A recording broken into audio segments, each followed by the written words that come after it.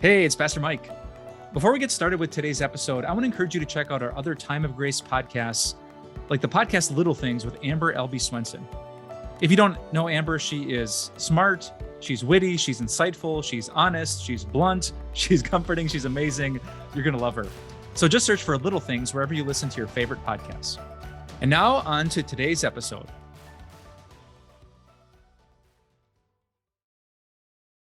I once had a summer job while I was back in high school and college where I was doing lawn care on a school campus, and one of my jobs was to use a very high-powered edger, weed eater kind of thing. It was such a big thing that it had this whole like strap contraption thing that harness thing that I had to wear that had a clip on the side that it attached to, so it would always be clear. But it had a sign on the back. The sign on the back said, "Danger, stand clear 300 feet."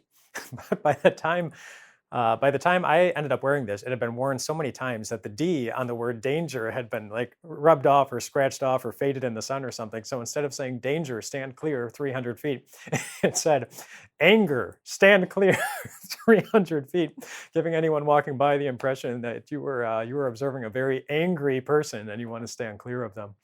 That I didn't feel I was particularly angry when I had that job, but it makes me think of forgiveness and what it does to us when we don't forgive someone. Somebody once said something to me to the effect of, forgiveness isn't so much releasing another person from what they did to you, it is releasing yourself from being owned by what they did to you. When we refuse to forgive, we can hold on to a lot of anger and a lot of bitterness. That is such an easy place to live. It is hard to be free from that, but Scripture gives us just some good guidance on how we can take the first steps to being free from it for the sake of ourselves. Some people sometimes wonder, how can I forgive if I can't forget what they've done?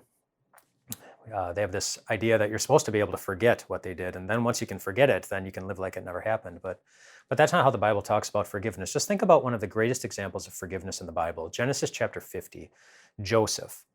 Joseph had brothers who had sold him many years earlier. They sold their brother, just made a profit off of his life, and then were thinking they were never going to see him again.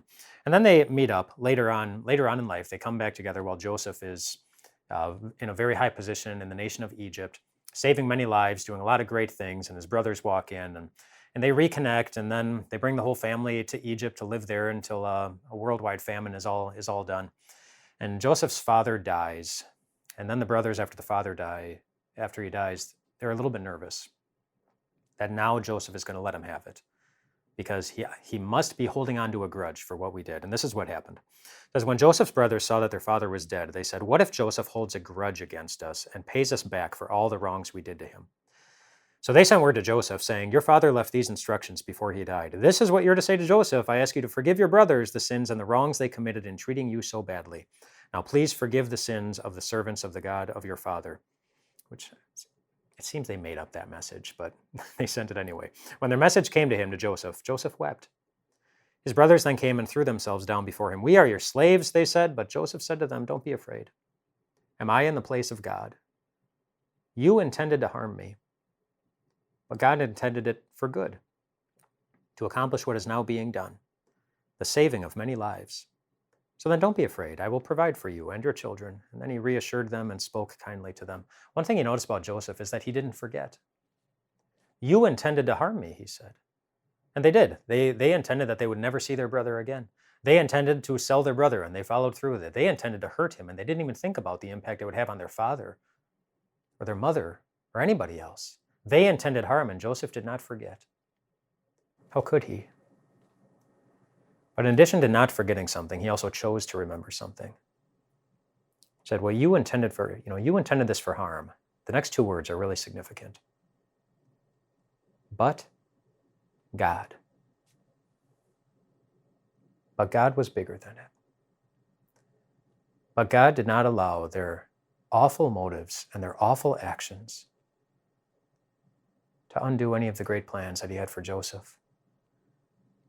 They intended to hurt him, God intended, but God took what they did and he overcame it by helping millions. God's ability to take care of Joseph was not dependent at all on how his brothers treated him. God was still able to care for him. And the same is true for you. God's ability to care for you is not at all dependent on what other people do to you. God will still care for you. And that's where Joseph was coming from. He remained confident in his God's ability to care for his life, no matter what anyone did to him. This is why, in a sense, it's not necessary for someone to say sorry before you, in your mind, forgive them. If that's what you're waiting for, if you're waiting for somebody to come to you before you release your anger, or before you set yourself free from your anger, if you're waiting for somebody to come to you and say, I'm sorry, to acknowledge that they hurt you, that they did something wrong, and if you remain in your bitterness and your upset feelings until they do that, you're saying that your future and your happiness is totally contingent on that person instead of on God. And Joseph didn't want to do that. There are too many risks. It's too unpredictable. And you never quite know for sure if you're going to have the opportunity to have a conversation with somebody who's hurt you. He went with the thing that was steady and predictable. That was his God's ability to care for him. And that's what forgiveness is. It's being confident in God. It's also important to know what forgiveness is not. Forgiveness is not pretending that what they did never happened. It's not that at all. Remember, Joseph didn't pretend, he knew. It's not even saying that what they did was okay, which is what it sometimes feels like. But Joseph didn't say that either. He pointed out right away, you guys intended this for harm. It's not either of those things. It's just reminding yourself that God is bigger than it. That the God who loves us and cares for us will continue to love us and care for us, no matter what happens. And he knows that's not an easy thing to put into practice. I mean, Joseph isn't the only one who couldn't forget what somebody did to him. How could Jesus? As he hung on a cross, as he bled onto the ground beneath him, as he tried not to rub his whipped open back up against the splinters on the cross on which he was hanging. He didn't forget either. But he knew in that moment he had a choice.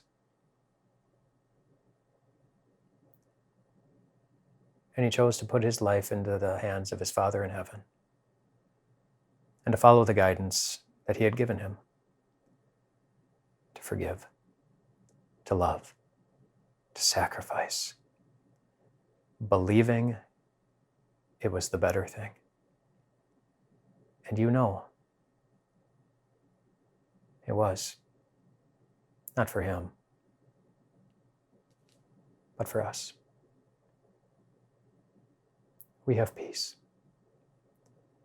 The peace of knowing that God is with us, no matter what we've ever done to him. We are safe with him. And if you can give that same message to somebody who's hurt you,